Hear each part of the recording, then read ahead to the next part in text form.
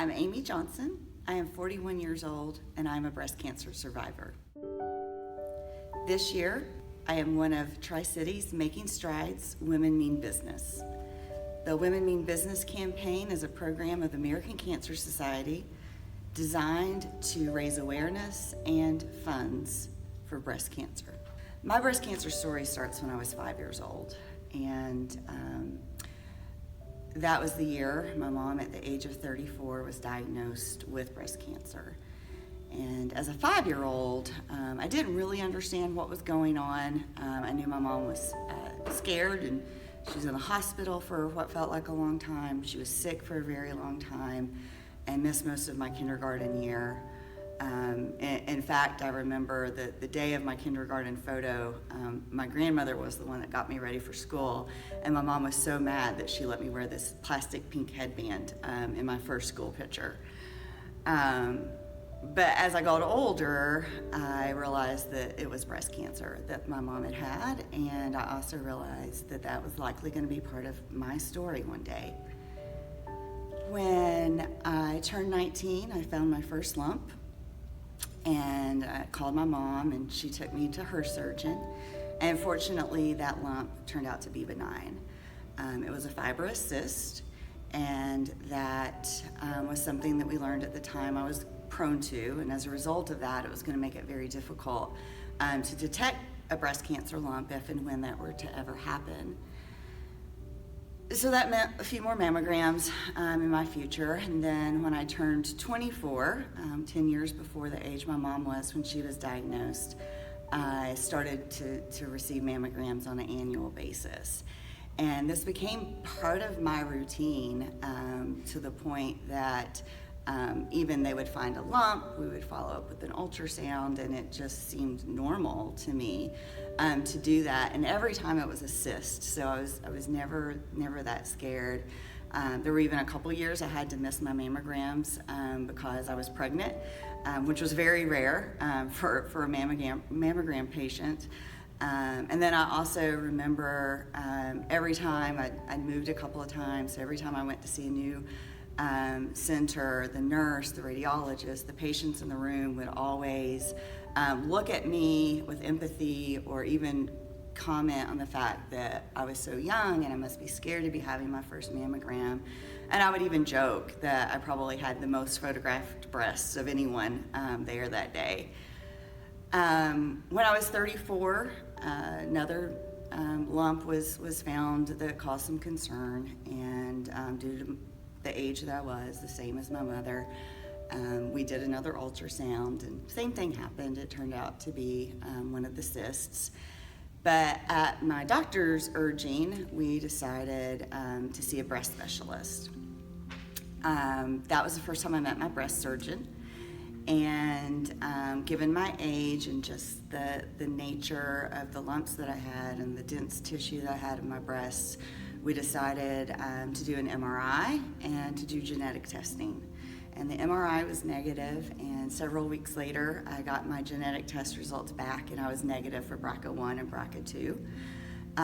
But I was happy to have someone who was following me more closely, and so I continued seeing my surgeon. When I was 37, so 3 years later, on one of my annual follow-ups with my breast surgeon, she informed me that the research had uncovered new genes that were also associated with high risk for breast cancer. And since I'd already been tested once, they would continue to test me for free as long as new genes were found. So that felt like a no-brainer to me. So we did the testing. A couple weeks later, I was at work and I got the phone call from the surgeon. And you know when a surgeon calls you, that is not a good news story. And she told me that my results were in, and I, in fact, had one of these new genes that had been uncovered. It was PALB2, and that I was going to need to come back into the office and talk with her about options. First phone call I made was to my friend Sharon, who is also a breast cancer survivor. And it was odd because I didn't have breast cancer. I wasn't sick. but I just had more confirmation that what I'd been expecting my life was even more of a reality. And Sharon and I talked about, her experience a little bit more and what options I might consider. And when I saw my surgeon, I kind of had my mind made up that a prophylactic mastectomy was likely what I was going to do. We learned, though, as we looked at the research, that my chances of getting breast cancer actually wasn't even any higher than it was given my mother's history until I turned the age of 50, and I was only 37 at the time. Plus, it was kind of a new thing for my surgeon. I was actually only the third patient that she had that was tested positive for this specific gene, and I was the first one who hadn't actually been diagnosed with breast cancer. So last May, at the age of 39, I was at my doctor's office for a routine exam, and as she was doing the breast exam, she noticed a lump and called it to my attention, and it was a lump that I knew. I had felt it in my own monthly self-exams. But after she asked me about it a couple more times, we decided maybe we should look into it further. So I got an ultrasound, and I still went into that appointment thinking it was going to be a cyst, just like it always was. But when the radiologist came back into the room, I could tell by the look on her face that today was the day. We needed to do a biopsy just to be sure. I think at the time I pleaded with her just to skip and go ahead and do a mastectomy and forget the biopsy altogether. But we did the biopsy anyway, and it did in fact confirm that I had cancer. After 20 years of if and when, I actually think I was more relieved to get the diagnosis. Because now it was in front of me and I knew what I needed to do. So on June 29th, 2018, I had a bilateral mastectomy.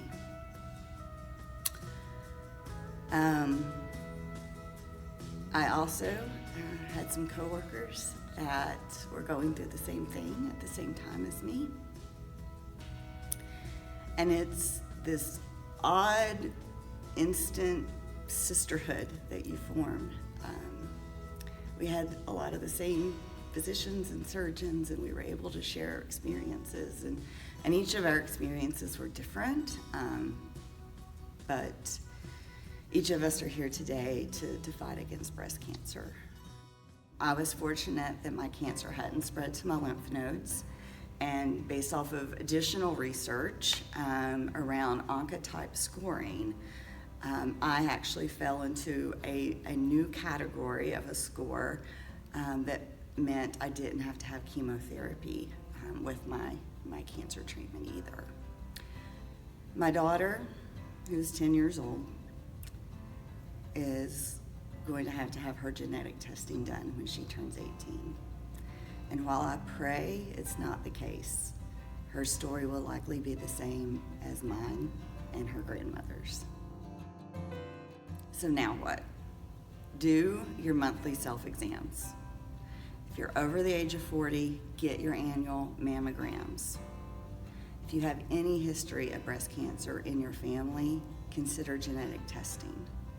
If you've been tested before, but it's been a while, and you're not sure if they found new genes since you were last tested, ask to be tested again. The benefit of having one of the genes is that insurance covers any additional surveillance as preventative care. And lastly, join my fight. Donate so that my 10-year-old daughter's journey will be easier than mine. Donate so that your family and friends who are dealing with breast cancer right now will have all the support and resources available to them. Donate so that the research can continue and that the type of research that helped inform my path and my treatment plan can be available to more women.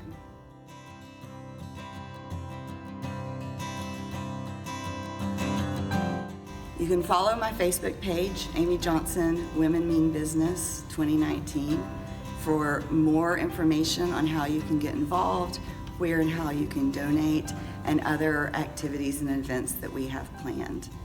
And I hope you join my fight, because this woman means business.